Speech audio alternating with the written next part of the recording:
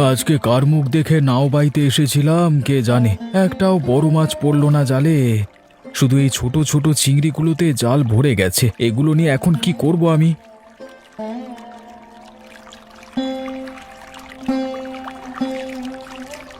কি গো গোপাল দাদা, তোমার কি হাল গো? মুখ শুকিয়ে দেখছি একেবারে চুপসে গেছে। আজকে একটাও বড় মাছ পড়েনি ভাই, শুধু ছোট ছোট চিংড়ি মাছে জাল ভরেছে। এখন যে আমি কি করি? তা তোমার এই হাল কি করে হলো? আর যা হয়েছে হয়েছে, এরকম সার্কাসের মতো দাঁড়িয়ে থাকলে হবে? কি করব ভাই, কিছুই তো বুঝতে পারছি না। দেখো, নদীর আর কি শেষ আছে? নদী তো অফুরন্ত। নদী অফুরন্ত হলেও আমার জালে মাছ লাগছে না ভাই। আজকে কি জানি কি পাপ করে বেরিয়েছি আজ। যদি এখানে ভালো মাছ না পড়ে তাহলে তুমি আরো মাছ গঙ্গায় যাও না কেন? বলছো আমার আরো দূরে যাওয়া দরকার? হ্যাঁ দাদা, আরো দূরে যাও, দেখবে ঠিকই পড়বে। আমি চলি তাহলে।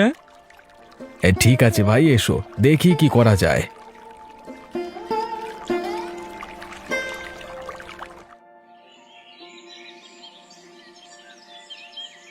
কি রে পলাশ, এত বেলা হয়ে গেল এখনো নাক ডাকিয়ে ঘুমাচ্ছিস? এত আলসেমি করলে কি করে চলবে বলতো বাবা? এবার উঠে পড়। আর একটু ঘুমাতে দাও না মা। তুই এখন যদি ঘুম থেকে না উঠিস তাহলে খাবার দাবার আর কিচ্ছু হবে না আজ। আমাদের না খেয়ে উপোস করে থাকতে হবে। গরিবের ঘরে জন্মে কি এত অলস হলে চলে? তুই কিচ্ছু জানো না মা। কি জানি না আমি? তুমি জানো না যে ঘুমিয়ে ঘুমিয়ে বড় লোক হওয়া যায়, বুঝলে? ওরে বাবা, এ জন্মে তো এমন কথা প্রথম শুনলাম রে। ঘুমিয়ে ঘুমিয়ে কে কবে বড় লোক হয়েছে? তুমি একবার ভেবে দেখো তো, এই পৃথিবীতে যত রাজা মহারাজা এসেছে তারা কি সবাই কাজ করেছে? না আমাদের মতো মজদুরি করতে গেছে, আরে জমিতে চাষ করতে গেছে। তুমি বলো। তো তারা কি করছে? তারা আমার মতো আরামে ঘুমিয়েছে, বুঝলে? তো তারা বড় লোক হলো কি করে? দেখো, বড় লোক হতে গেলে নিজে ঘুমিয়ে অন্য লোকেদের দিয়ে কাজ করাতে হয়। অন্য লোক পয়সা কামিয়ে এনে দেবে, আর সেই টাকায় ঘুমিয়ে ঘুমিয়ে আমি বড় লোক হয়ে যাব, বুঝলে? তা অন্য লোকেদের পাবি কোথায় তুই? সেই বুদ্ধিটা বার করবার জন্যই তো ঘুমানো দরকার। তুমি আমাকে আর বিরক্ত করো না তো। আরে তোমার বড় লোক হওয়া নিয়ে কথা তো, আমি ঘুমিয়ে ঘুমিয়ে তোমাকে বড় লোক করে দেব। ঠিক আছে, যা ভালো বুঝিস কর। আমি তো আর অত শত বুঝি না বাপু। দেখো, নিজেকে কেমন যেন একটা রাজা মহারাজাদের মতো মনে হচ্ছে। মনে হচ্ছে আমার অনেক কর্মচারী সিপাহী রয়েছে, তারা আমার জন্য কষ্ট করছে, টাকা রোজগার করছে, আর আমি সেই টাকায় আরামে বসে বসে খাচ্ছি।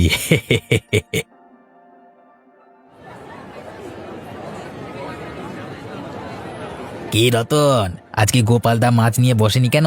সে তো কোনোদিন ফাঁকি মারে না। কি আর বলি, তার কপাল পোড়া আজকে। তার সাথে আজকে যা কাণ্ড হয়েছে। কি কাণ্ড হয়েছে তার সাথে আবার? আজকে যখন আমি মাছ ধরে ফিরছি দেখলাম গোপালদার জালে একটাও বড় মাছ পড়েনি, পুরো জাল খালি। তারপর? তারপর দেখলাম শুধু কটা কুঁচো চিংড়ি মাছ পড়েছে। তাই নিয়ে জলের মাঝখানেই গোপালদা মাথা চাপড়াচ্ছিল। আমি বললাম, এখানে মাথা চাপড়ে তো কোনো লাভ নেই, যাও গভীর গাঙে যাও, সেখানে হয়তো মাছ ধরতে পারে। তার মানে আজকে তার কপাল পোড়া, কি বলো? হ্যাঁ, মানুষের সব দিন তো আর সমান যায় না। আজকে ওর খারাপ গেছে, কালকে আমার খারাপ আসতে পারে, পরশু তোমার খারাপ হতে পারে, তাই না? আরে আমার খারাপ কখনো হবে না, সে তোমাদের যাই হোক। তবে আমি কিন্তু বেশ আনন্দ পেয়েছি বাবু তোমার থেকে এই কথা শুনে, বুঝলে? কিসে আনন্দ পেলে তুমি? এই যে এই গোপালদার দুঃখ শুনে, আরে আমার তো ভেবেই হাসি পাচ্ছিল যে লোকটা কাঁদো কাঁদো মুখে মাছ না পেয়ে নদীর মাঝখানে দাঁড়িয়ে আছে। আরে এমন মজা কি আর এমনি এমনি পাওয়া যায় গো? তা যাই হোক বাবু, তবে লোকটা কিন্তু সত্যিই দুঃখ পেয়েছিল। আর ওর সত্যি দুঃখ শুনে আমি আনন্দটাও পাচ্ছি সত্যি করে।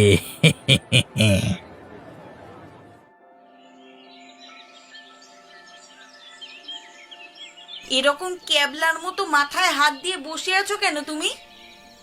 আজকে বড় খারাপ দিন গেল গো, কপালটা এত খারাপ চলছে কি আর বলি তোমায়। কেন গো, কি হয়েছে? আজকে সারা দিন নাও বেয়ে একটাও বড় মাছ ধরতে পারলাম না। পুরো দিন খেটে শেষ পর্যন্ত কটা মাত্র ছোট মাছ পড়েছে। রতনের সাথেও দেখা হয়েছিল, ও বলল বটে গভীর জলে যেতে, কিন্তু তুমি মানা করছো বলে গভীর জল আমি যাই না। আর এদিকে পাতলা জলে মাছও পড়তে চায় না, কি যে করি আমি। শেষ পর্যন্ত কি মাছ পড়লো তোমার জালে? কয়েকটা ছোট ছোট চিংড়ি মাছ ছাড়া আর কিছুই পড়েনি। অল্প জলে চিংড়ি মাছ ছাড়া আর কিছুই পাওয়া যায় না। দেখো, যার কপালে যা থাকে তাকে সেই নিয়ে সন্তুষ্ট থাকতে হয়। কিন্তু তা বলে আমার কপালে বড় মাছ দেবেন না? তা নিয়ে তো আফসোস করার কিছু নেই। ভেবে দেখো, তুমি এমন কিছু পাচ্ছ অল্প জলে যা অন্য কেউ পাচ্ছে না। কিন্তু এই চিংড়ি মাছ ছাড়া আর কি আছে বা অল্প জলে? একদিন দেখো, তোমার এই চিংড়ি মাছ লোকে পছন্দ করবে। তুমি হবে প্রথম শুধুমাত্র চিংড়ি বিক্রেতা। ব্যাপারটা একবার ভেবে দেখেছো? কি আর ভাববো বলো? ভেবে দেখো, তোমার কাছে এমন একটা জিনিস আছে যেটার কারো কাছে নেই। সেই জিনিসটা তোমার কাছেই বিশেষ। তাহলে লোক তোমার কাছে সেই জিনিসটা কি কিনবে না? হ্যাঁ, লোকের পছন্দ হলে অবশ্যই কিনবে। আর কেনার জন্য শুধুমাত্র তোমার কাছেই আসতে হবে। তাহলে তোমার মুনাফা হবে কি না বলো? হ্যাঁ, তাহলে তো মুনাফা হবেই। তাহলে সবাই যেভাবে চেষ্টা করছে সেইভাবে চেষ্টা না করে নিজে যেটা পাচ্ছ সেটা নিয়ে চেষ্টা করো। দেখবে একদিন তুমি মুনাফার মুখ ঠিকই দেখতে পাবে এই চিংড়ি বিক্রি করে। তুমি যখন ভরসা জোগাচ্ছ আমি সেই চেষ্টাই করব, বুঝলে? শুধু ভরসা জোগাচ্ছি না, এ আমার বিশ্বাস যে তুমি সফল হবেই। তাহলে এবার থেকে আমি সেই চেষ্টাই করব, শুধুমাত্র চিংড়ি ধরবো আমি। অবিনাশ বাবু, আপনার জন্য কি নিয়ে এসেছি একবার বাইরে এসে দেখুন।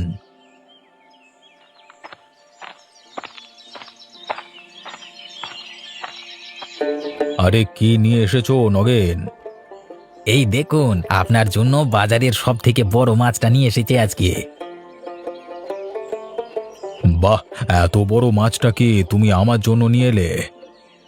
হ্যাঁ বাবু, এই মাছ শুধু আপনার জন্যই নিয়ে এসেছি। এত সুন্দর মাছ তুমি পেলে কোথায়? হ্যাঁ বাবু, সে কি আর খুব সহজ উপায় পেয়েছি? অনেক কাঠখড় পুড়িয়ে, অনেক কষ্ট করে, অনেক জায়গায় দৌড়ে খুঁজে তবে আপনার জন্য সেরা মাছটা নিয়ে এসেছি। তা বেশ করেছো, বেশ করেছো। আপনি খুশি হয়েছেন তো বাবু? হ্যাঁ, খুশি হয়েছে, কিন্তু এর দাম কত? বেশি না বাবু, আপনার থেকে কি আর বেশি দাম নেব আমি? তাও বলো না, এর দাম কত? আমি আপনার থেকে কি এক পয়সাও লাভ করব? যে পয়সায় কিনেছি সেই পয়সাটাই দিয়ে দিন। সেই পয়সাটা কত নগেন? মাত্র 2000 টাকা বাবু। বেশ, নিয়ে যাও, নাও এই টাকা।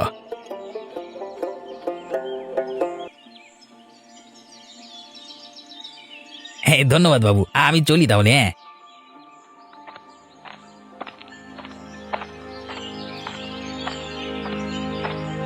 হ্যাঁ বেটা, এভাবেই বোকা বড়লোক অবিনাশকে ঠকিয়ে পকেট গরম করি আমি। বেটা কিচ্ছু জানে না জিনিসপত্র দামের সম্বন্ধে। এই মালটার দাম যতটা, তার 3 গুণ পয়সা পুড়েছি পকেটে। এখন আমার পকেট গরম, আর যতদিন অবিনাশ আছে ততদিন আমাকে পকেটে চিন্তা করতে হবে না এইভাবে।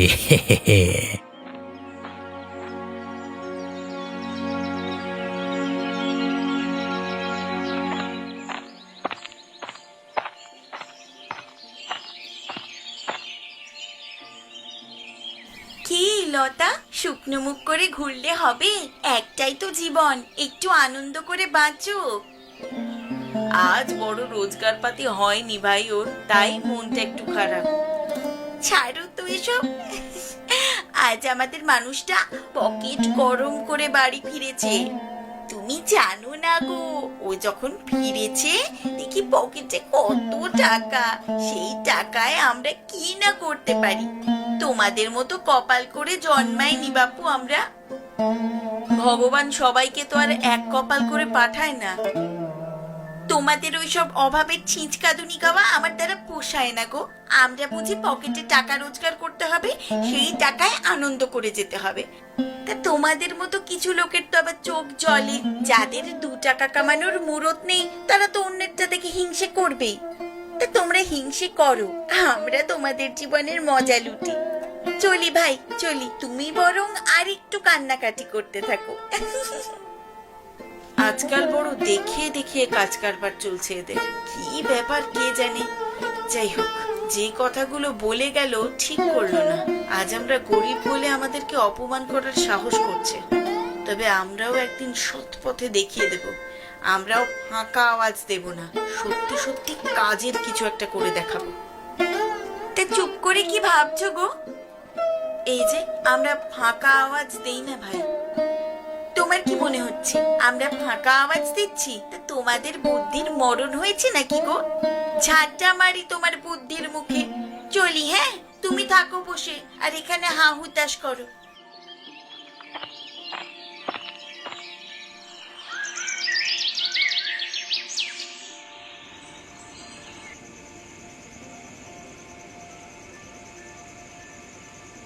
এটা কি রান্না হয়েছে মা? আলু ভাতে ভাত দিয়ে কি খাওয়া যায়? মুখে ভাত উঠছে না আমার।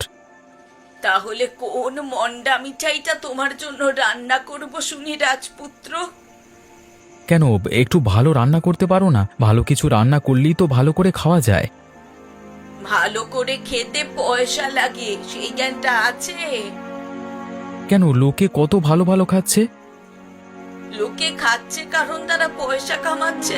তুমি নিজে সারাক্ষণ ঠ্যাং তুলে বসে থাকবে আর ভাববে আমি তোমাকে রোজ রাজভোগ বানিয়ে খাওয়াবো, তা তো আর হয় না। যতটা না হয় তুমি তার থেকে বাড়িয়ে বাড়িয়ে কথা শোনাও মা আমাকে। সংসারটা যদি তোমাকে চালাতে হতো তখন বুঝতে কত ধানে কত চাল। তাহলে আমাকে কি করতে হবে শুনি? মানুষের ছেলের মতো কাজ কর। সেটা বলবে তো কি করে তোমাকে উদ্ধার করতে পারি। বাইরে যাও, লোকের ছেলেরা যেমন খেটে খুটে কাজকর্ম করে টাকা পয়সা রোজগার করে ঘরে এনে খাওয়া দাওয়া করছে, যেদিন তুমি পয়সা কামিয়ে আনবে সেদিন আমি তোমাকে রাজভোগী খাওয়াবো, তার আগে আশা করো না।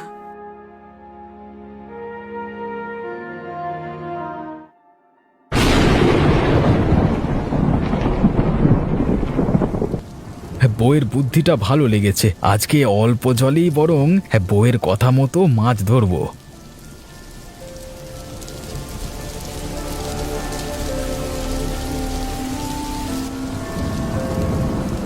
আরে গোপালদা, পাগল হয়ে গেলে নাকি? এখানে কি করছো তুমি? এখানে আছি ভাই, ভালো।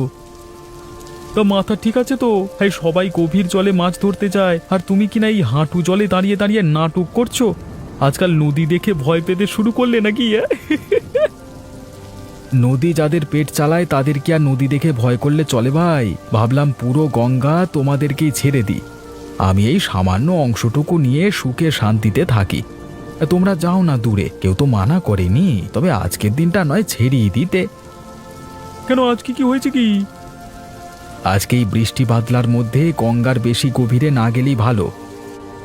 বললাম না গোপালদা, তোমার বয়স হয়েছে, ওই জন্য তুমি ভয় পাচ্ছ। ভয় পাইনি ভাই, ভয় পাইনি, তবে তোমার থেকে নদীকে আমি একটু বেশি চিনি তো, তাই বলছি। কখন কি হয় বলা তো যায় না। কি ভাবছো কি, আমাদেরকে ভয় দেখিয়ে তুমি একা পুরো নদী লুটে পুটে খাবে?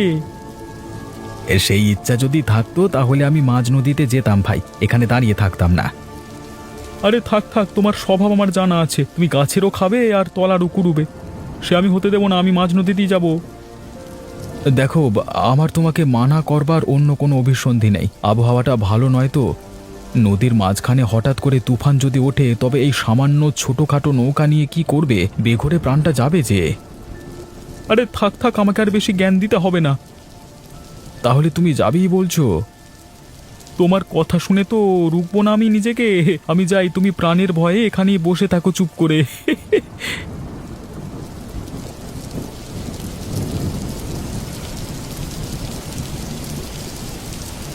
এই আমি যাচ্ছি তোমার ঘর থেকে, তুমি শান্তিতে থাকো, আমি না থাকলে বুঝবে মজাটা।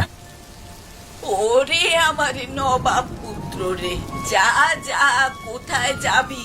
আমারও দেখা আছে তোর মুরদ।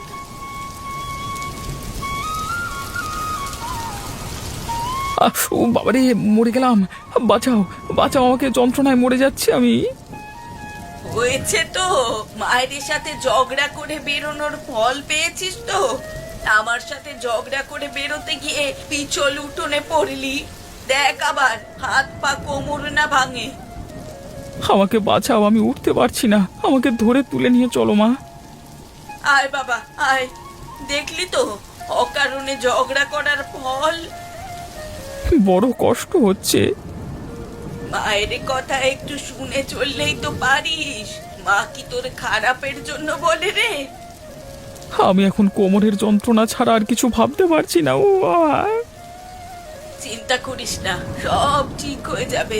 এখন থেকে আর ঝগড়া করিস না আমার সাথে। ঠিক আছে মা, ঠিক আছে। ও বাবা!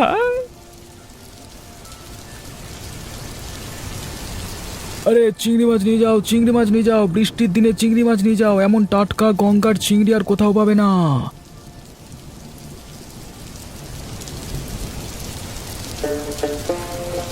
বাহ গোপাল, তুমি তো ভালো বুদ্ধি করেছো।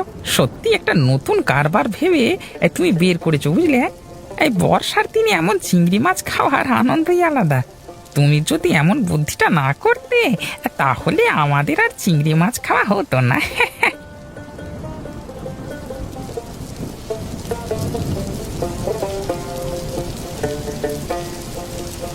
দাদা, দাদা একটা কাণ্ড হয়েছে। কি কাণ্ড হয়েছে গো বৌমা?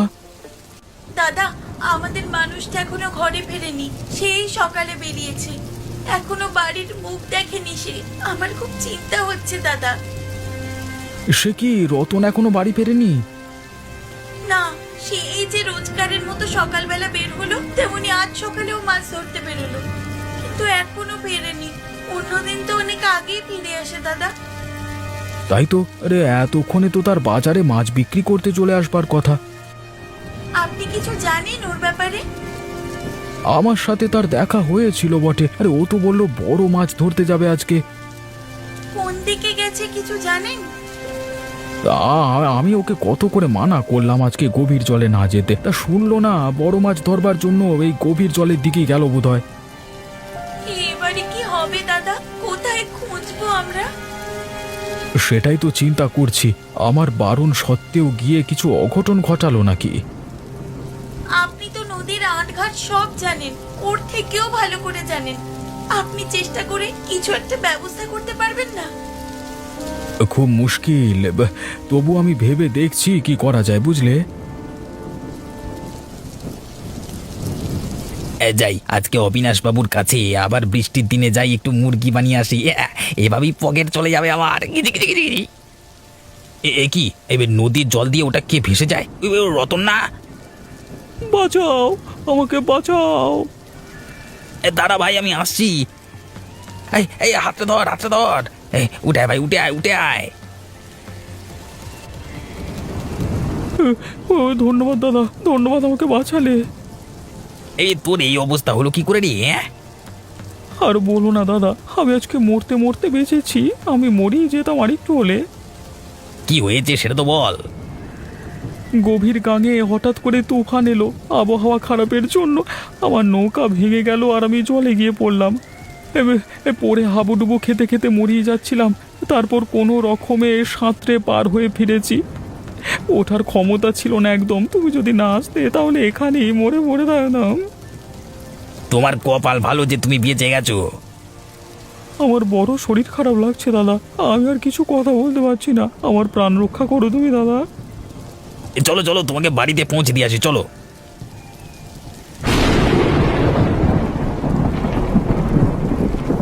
হায় ভগবান, কোন পাপে তুমি আমাকে এমন সাজা দিলে?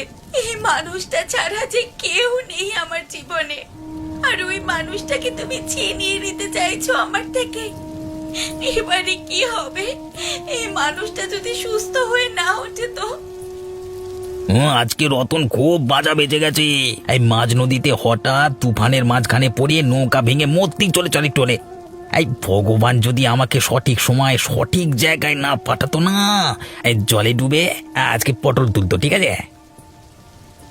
আমি কতবার বলেছি এই খারাপ আবহাওয়ায় বাইরে যেও না, তা আমার কথা শুনলে তবে তো। আমার সাথেও দেখা হতেই ওই কথাটাই বলেছিলাম আমি। আপনিও মানা করেছিলেন দাদা। তাহলে আর বলছি কি, আমি বললাম যে আজকে অল্প জলেই মাছ ধরো, না হলে মাছ না ধরে ফিরে যাও। একদিন ওই মাছ গাঙ্গে গিয়ে মাছ না ধরলে আমি কিছু আসে যাবে না। মানুষের প্রাণটাই তো আসল না। আমাদের মানুষটা বরাবরই জেদি, কারোর কথা শোনে না। আমি কত করে বোঝালাম আজকে নদীতে তুফান আসবার সম্ভাবনা রয়েছে, খারাপ কিছু হলে ওই ছোট ডিঙি নিয়ে বাঁচতে পারবো না। তা যা বলেছিলাম তাই হলো, দেখো না। তবু ভালো মানুষটার প্রাণ বেঁচে গেছে। তবে এর থেকে একটা শিক্ষা নেওয়া উচিত ওকে। এত কিছুর পর নিশ্চয়ই ওর মাথায় ঢুকবে যে সবার পরামর্শ নিয়ে কাজ করা উচিত। আপনাদের কৃপাতেই আজ ওর প্রাণ বাঁচলো, ধন্যবাদ আপনাদের। ধন্যবাদ নগেনকে দাও, আমি তো শুধু মানা করেছিলাম, প্রাণ তো নগেনই বাঁচিয়েছে। মানে জীবনে প্রথমবার একটা ভালো কাজ করলাম। এই মানুষের ভালো করাই যে এত আনন্দ জানতাম না। আজ আমি জীবনের সেরা পাওনাটা পেয়েছি। এরপর থেকে আমি নিজের কাছে প্রতিজ্ঞা করছি আর কখনো খারাপ কাজ করব না, কারোর ক্ষতি করব না জীবনে। এবার যা করব মানুষের ভালোর জন্যই করব।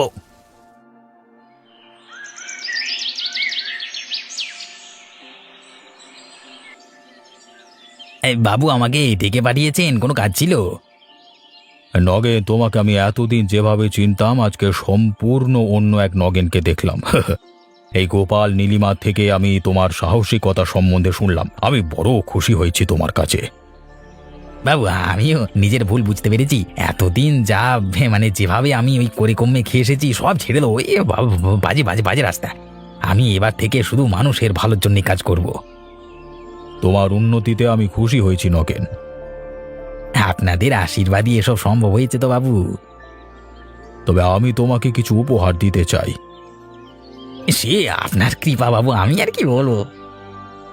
এই নাও, এর মধ্যে অনেক টাকা আছে, এগুলো আমি তোমাকে দিতে চাই, তোমার ভালো কাজের উপহার। না না না না না বাবু না, আজ আমি বুঝতে পেরেছি এই মানুষের কাজ করতে চাইলে কোনো স্বার্থ ছাড়াই করতে হয়। কিন্তু এটা তোমার ভালো কাজের জন্য পাও না, এটা তুমি অস্বীকার করো না। আমি স্বীকার করছি বাবু, তবে এই টাকা আমার থেকে বেশি যার দরকার সে হলো নীলিমা এবং ওই অসুস্থ রতনের চিকিৎসার জন্য। আর আমি ওদের হাতে তুলে দিচ্ছি টাকাটা। আজকে টাকার দরকার আমার থেকে বেশি ওর, এই টাকাটা তাই ওদের। হ্যাঁ। বাহ নগেন, তুই এতদিন মানুষের মতো কাজ করলি। আমিও খুব খুশি হলাম তোমার এই বুদ্ধিময় উন্নতি দেখে।